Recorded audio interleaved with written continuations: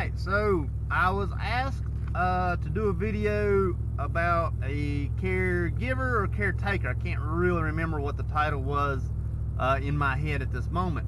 In any case, in my area, there are not jobs called caretakers, caregivers. We refer to the caregivers as the people like your family members who watch after you, and then you have other assisting employees that will help you.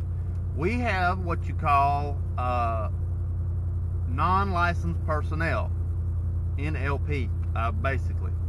Non-licensed personnel. These are people that are in the medical field that may or may not have direct patient care, but they work, maybe directly with a nurse, maybe directly with a doctor, maybe not, but they have no licensure or degree or certification in anything. We have these people, these non-licensed personnel. We have these people here in North Carolina, or at least in my area. There may be other areas in North Carolina that do have caregivers or caretakers. We just do not have them, or we refer to them as another name. One of the things that we do have here is called an HHA. It's a home health aide. Basically, an HHA, or a home health aide, is a person that goes to your house and helps you with daily tasks. That may be bathing, that may be cooking, that may be washing laundry, that may be various other tasks, cutting hair, clipping nails. Well, no, not clipping nails. Let me say this real quick. In North Carolina, you can't clip nails unless you're a nurse or like a podiatrist. Like in certain instances, I can't clip nails. Like diabetics, nurses can't even clip their nails in North Carolina unless they're specifically trained to do so. So, clipping nails out, that's not in there. But cutting hair, going to the grocery store, daily tasks that someone may not be able to do, but they live at home. There are jobs called HHAs for them, home health aides. I was a home health aide. I was actually a home health aide as a CNA. So I kind of actually made $1 more an hour. So an HHA made like $8 an hour. I think I made $9 an hour. But I was still classified as an HHA, but I was a CNA 1. There's also PCAs or PCTs. It kind of depends on the facility that you're at if you're called a PCA or a PCT. A PCA is a patient care associate or patient care tech. I've mainly heard them in my area called PCAs, and from what it sounds like, the person that asked me to do the video on caregivers, it sounds like that a PCA and their job title is roughly the same. As you work in a nursing home, a lot of these people are in nursing homes, these PCAs. They're in nursing homes, but they're not quite CNAs. They may be working on their CNA, or maybe talking about going to school for their CNA, whatever that may be. And they can do many tasks that are not skilled, I'll say. They can change beds without a patient in them. They can do linen. They can clean the rooms, scrub the floors, get supplies, things like that. I have actually seen a PCA feed people before. I kind of thought that was a CNA task, but I have actually seen it happen before. And these are also non-licensed personnel. And the PCAs, they get paid maybe $8 an hour, roughly. Not really a whole lot. You may not do the same lifting that a CNA does, but you're still going to work. You're still going to work hard for that $8 an hour. Like I said, the HHA, the home health aide, they also get paid $8 an hour. In my opinion, the HHA is one-on-one, but it's still an easier job. You may not like it because it's slower paced than a PCA, but in my opinion, it's an easier job. Like I said, I've been an HHA before. I was as a CNA, but it just seems like an easier job. I've seen PCAs work, and a lot of them work hard for what they have.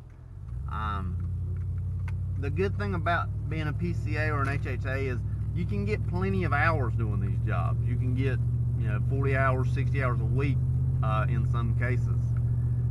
You can't really get that in a lot of other $8 an hour jobs, if that makes any sense. I mean, you may only be making $8 an hour, but at the same time, you can pick up more hours. You don't have to work multiple jobs to pick up the hours. You can do all your hours in one job.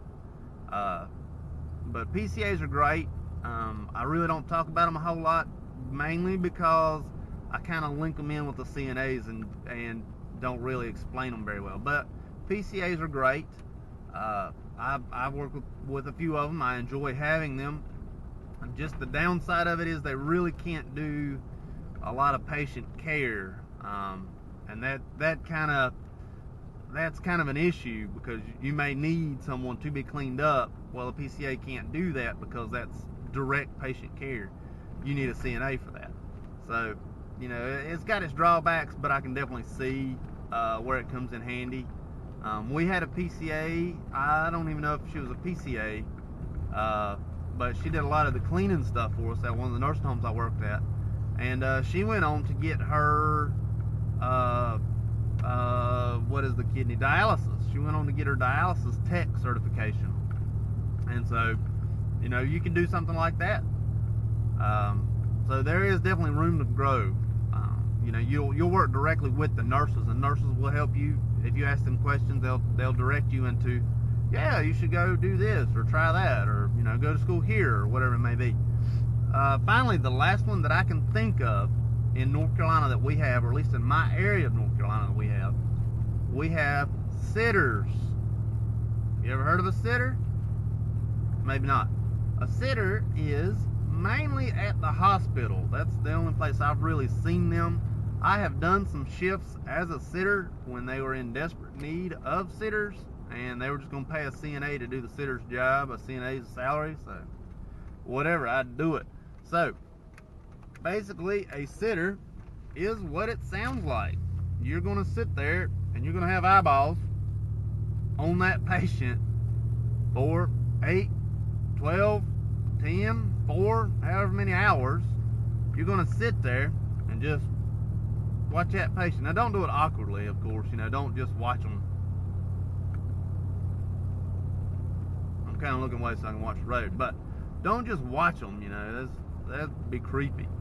But a sitter really has no contact with the patient other than trying to keep them safe.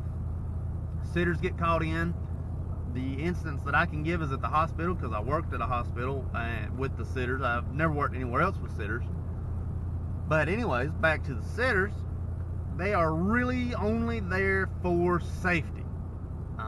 You have a patient that's getting up. You have a patient that has IVs that wants to pull IVs out. You have a patient that's sundowning like crazy and they go haywire and run out the room and crash into stuff. You get you a sitter. If we had, this is at the hospital, if we had a patient in restraints, they always had a sitter. Restraints didn't come very often. Restraints were not something that everyone had. They're not very commonly used, but in some instances you do have to use them. If you have a patient that's being combative towards the staff, or combative towards themselves, whatever it may be, you have to get you a sitter. So anytime you're in restraints, you have a sitter. Sitters, they can get patients' drinks, they can kind of open up patients' food, but really they are there to put eyes on that patient, make sure they're not falling down, make sure they're not pulling out IVs, and make sure that they are kept safe. If they just so happen to mess up the bed, then you got to call a CNA or a nurse. But those are the 3 job titles that I can think of that are non-licensed personnel. These are people that are not CNAs that still work in the medical field. So those are my 3 examples that I can think of. I hope this answers the question.